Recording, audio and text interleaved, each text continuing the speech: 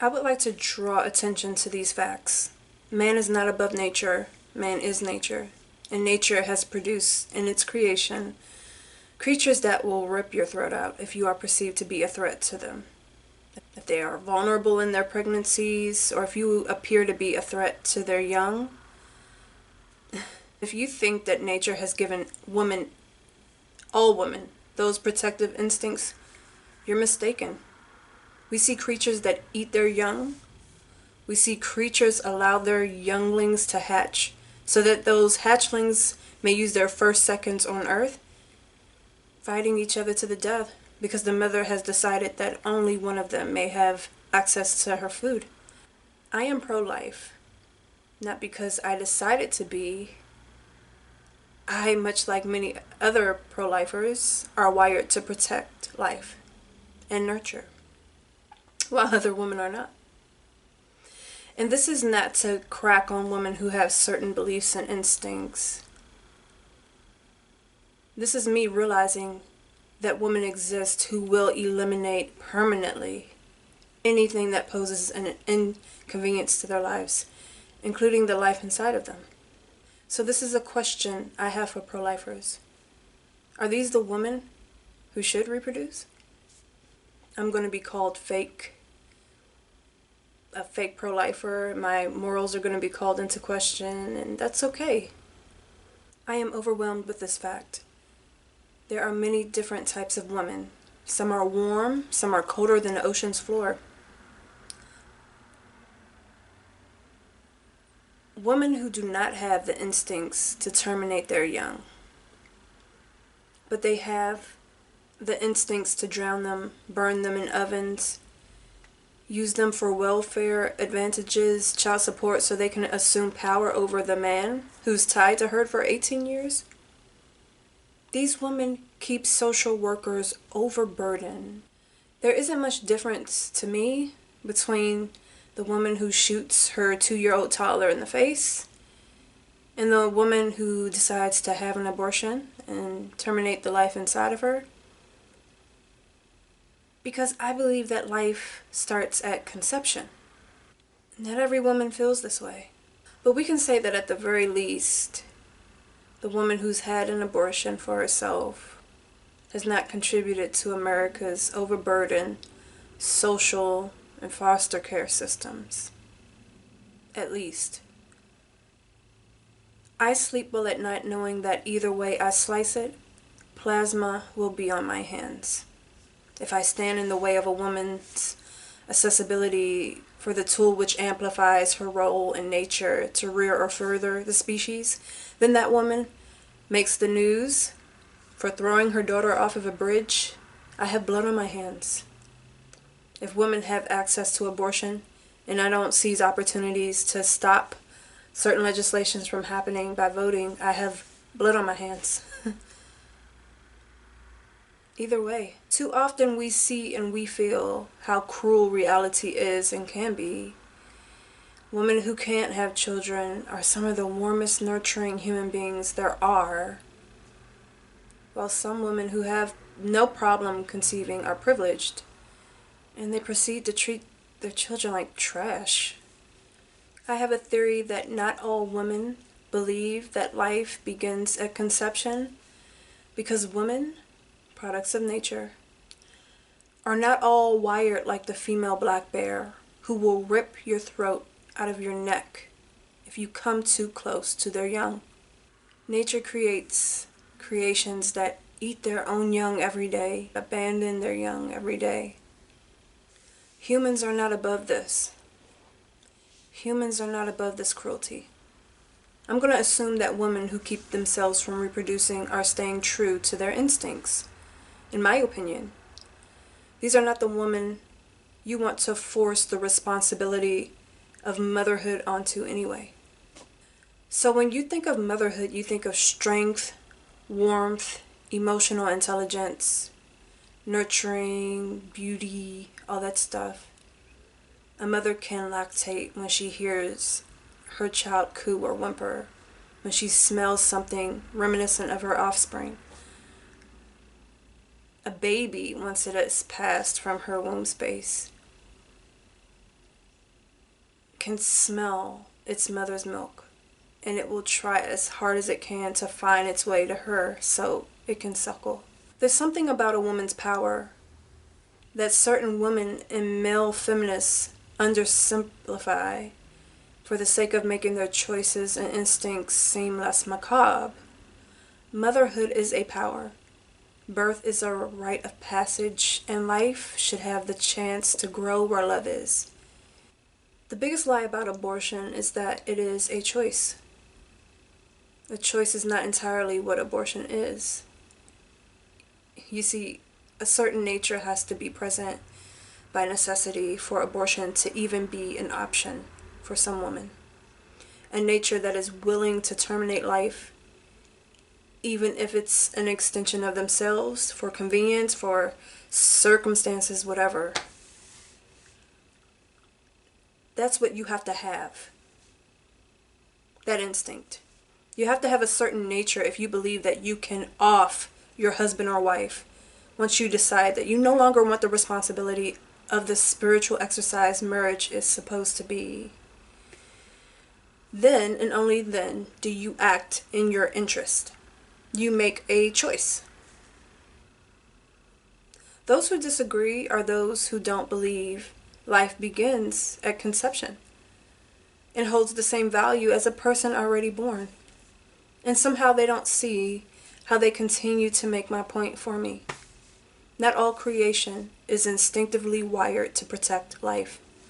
Choice does not simply operate in the abortion arena as the mere selection between two things, life or death, as much as it operates on accessibility for women who have already decided, who's doing what their nature has predisposed them to lean toward.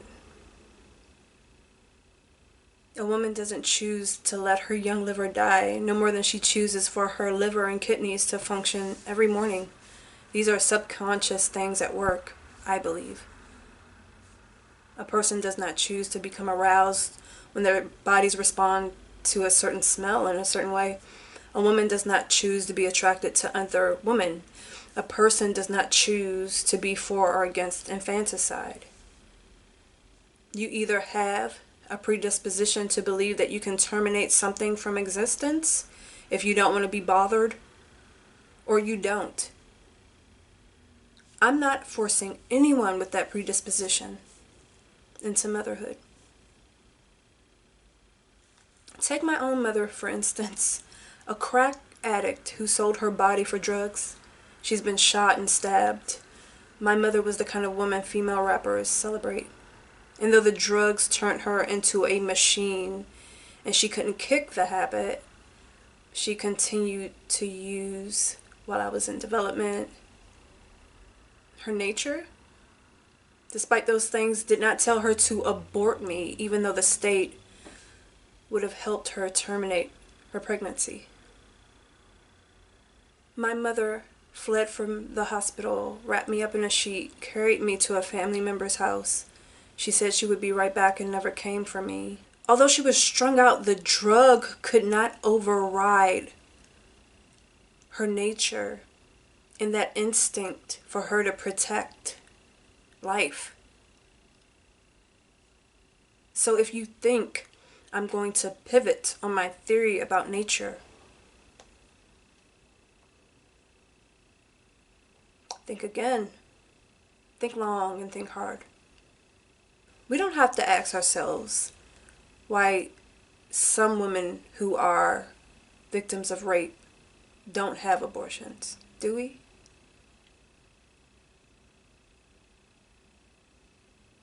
Some women, despite how motherhood found them, turn into protective mother bears. She protects and she nurtures something that carries her ancestral DNA. For some of us, no amount of lectures, no amount of ad populum propaganda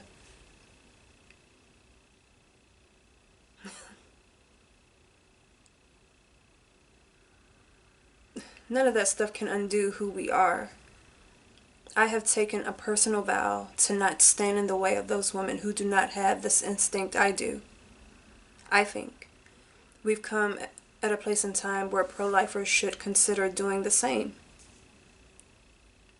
If you can make the argument that some females are indoctrinated into the belief that fetuses are disposable, I argue that for every woman who can be brainwashed into that thinking, there is a person who can sit on the back of that same lecture, and their instincts and their desire to protect life would not, could not waver.